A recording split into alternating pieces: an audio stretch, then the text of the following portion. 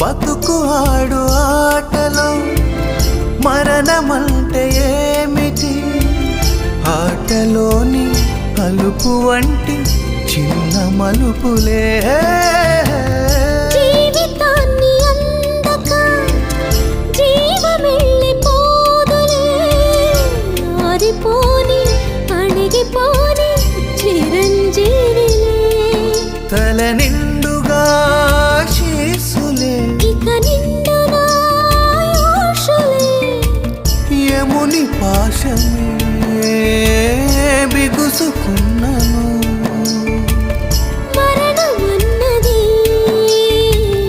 మరల జననమే.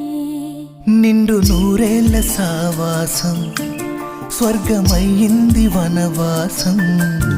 దండగుచ్చాను నా ప్రాణం